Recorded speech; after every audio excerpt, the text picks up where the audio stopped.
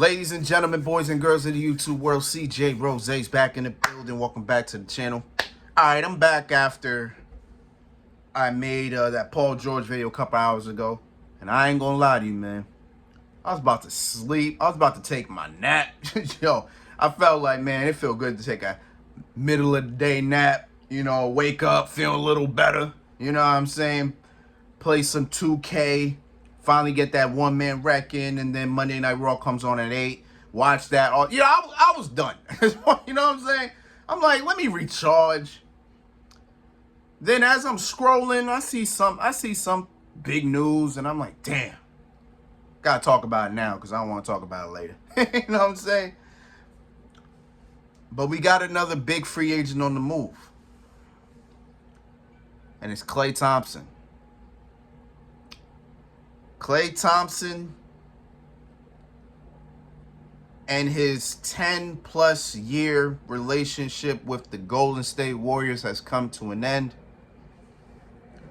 It has been said that he didn't want to re-sign with the Warriors, and the Warriors have said they didn't want to re-sign him. Klay has been in talks with teams. There's been a couple teams in discussion about Klay Thompson. And it looks like, and it is, he found the team that he wanted to sign to. So as of right now, Klay Thompson has signed a 3-year, $50 million deal with the Dallas Mavericks. Okay. I don't know where to start with this, because I didn't know where Klay was really gonna go, right? I had no idea. I believe there was 4 teams in play. I believe it was the Mavericks. Mavericks were in play. It was the Mavericks, the Lakers, the Clippers, and the Sixers. I don't think the Sixers one was gonna work because they re-signed Kelly Oubre. They gave Tyrese Maxey a $200+ million extension. And, of course, they just signed Paul George to a 4-year, $200 million deal. So I doubt Philly was ever going to even have the amount of money that they wanted, or the amount of money that they needed to get Klay Thompson. The Clippers, I don't know. I don't know much about. I don't know really about the Clippers. I don't know what they're looking like. They re-signed James Harden. They also just signed. They also signed Nicholas Batum. The same team that traded him. They traded him to Philly, and then Nicholas Batum said, "I want to come back," and just signed a 2-year deal. So I'm sure the Clippers had the money, but I don't know how well that would have worked. The Lakers, it was said that LeBron called Klay Thompson exactly 6 o'clock last night about, hey, you want to come to LA? And then we have the Mavericks, who I wasn't even sure about, but that's the team Klay Thompson wanted to go to. Well, Klay Thompson coming to the Mavericks, it gives them a little bit more firepower, and whatever the case is. Oh, speaking of Dallas and speaking of the Clippers, I forgot, Derrick Jones Jr. signed a 3-year to go to the Clippers. So I guess that was just a way of saying, hey, we got some space, Klay, you want to come through? And boom, here we are. Well, I'm trying to find the words to say about this, because it's not a weird situation, but then it's like I don't really know how to feel as of yet, right? Maybe because I'm still tired and I want to take my nap. Maybe that's why I don't really have much to say about it. But I mean, Klay Thompson coming to Dallas after Dallas went to the finals, even though they got beat in 5 games. maybe it does something. You know what I'm saying? Like Klay Thompson, I think is still a pretty good defender. You already know he's still a damn good shooter. So that gives Dallas a little bit more firepower. But Dallas still needs to sign. Dallas still needs some pieces. You know what I'm saying? So you give Luka one of the most lethal shooters in NBA history. That's cool. But Luka still needs more. You know what I'm saying? There still needs to be more. They're now missing a wing because they traded Tim Hardaway Jr. and they let Derrick Jones Jr. walk. So they need another wing. I guess Klay Thompson would be that wing, actually, if I think about it. So it'd be Daniel Gafford or Derek Lively. I don't know who they even start. So I'm assuming it's Daniel Gafford, it's P.J. Washington, it's Klay Thompson, it's Kyrie Irving, and it's Luka. That's actually not a bad five. That's actually a pretty damn good five. I think that five can compete with a good amount of teams in the league. But now they kind of need to rebuild their bench, though. They need a better bench. Derek Lively is good where he is, but they still need a bench. To make this work, to make this sign work, they actually had to trade Josh Green to the Hornets. So I don't know what they'll get back for him specifically, but they still need another bench. They still need a little bit more bench depth. They still need some defense as well. They're good. The paint is still technically good. Their paint defense is solid at the moment. Daniel Gafford will hold it down. And then when Derek Lively comes off the bench, he'll hold it down. So their paint protection is solid. It is solid at the moment, but it could be better.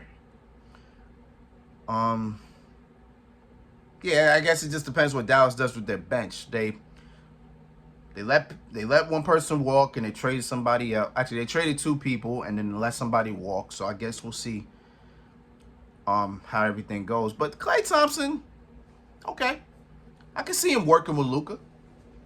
You know, I'm sure Luka will get. I'm sure Klay Thompson will get a lot of passes because you know Klay Thompson is one of the best floor spacers in the game. His speed kind of went down because of his leg injury. He tore his Achilles, right?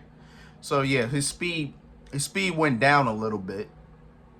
So it's not the same as it was. His floor spacing is not the same as it used to be. But I think Klay Thompson's still one of the best catch and shoot players, if not the best catch and shoot player in the game still. So when you got somebody like Luka whose playmaking and floor generalship is really top notch, it definitely helps with. It definitely will help with Klay, especially the fact that Luka does get double teamed a lot. So trust and believe, Klay Thompson's gonna have to space that floor to get what he wants. But for some reason, this is to hope that Klay Thompson can win another ring. I don't know if Dallas is the place to go for that, but that probably would have been the best place that he could have went. I'm going to say that much. Because going to Lakers, I don't know. I doubt he would have did anything. Him going to the Clippers, I don't know how the Clippers even looking these days. Because did Kawhi Leonard even accept his player option? Because Kawhi Leonard had a player option as well. He does have one as well. I don't know if he declined it or if he took it. I don't know. So Clippers are kind of right now. The Sixers, you already see what type of moves they make, so I doubt Klay Thompson was even going to be able to even get in there. There were even talks about him going to the Magic, but he turned down what they, I think, could offer him. So I guess Klay got probably the best deal that he could on the best team that I guess he can go to.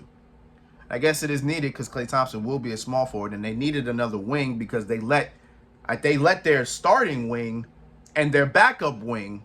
They traded their backup wing and then let their starting wing walk. So I guess that's probably the best thing they can do.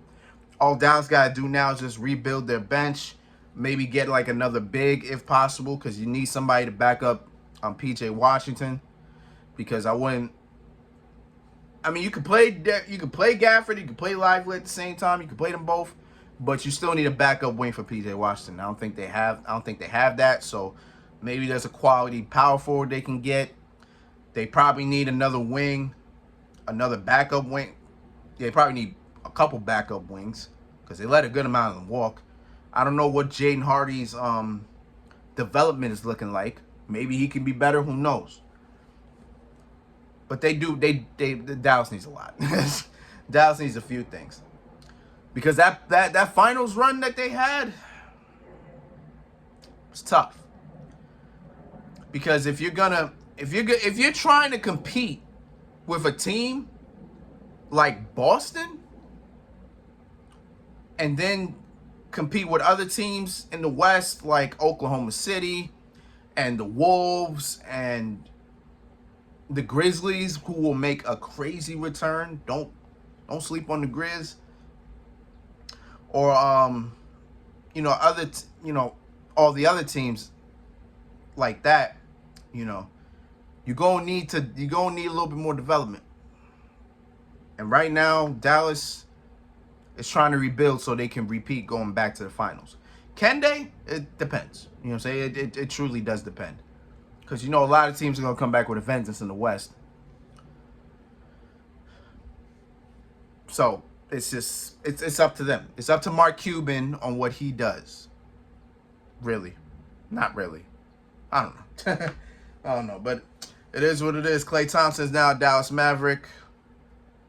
Interesting times are ahead. But until then, it's been Rose, man. Thank you for watching. Thank you for all the love support as always. Excuse me. As I said, I'm about to take my nap. So if I wake up and then there's something else that happens, trust and believe we will talk about it. But it is what it is, man. So until next time, peace, love, 100. You heard?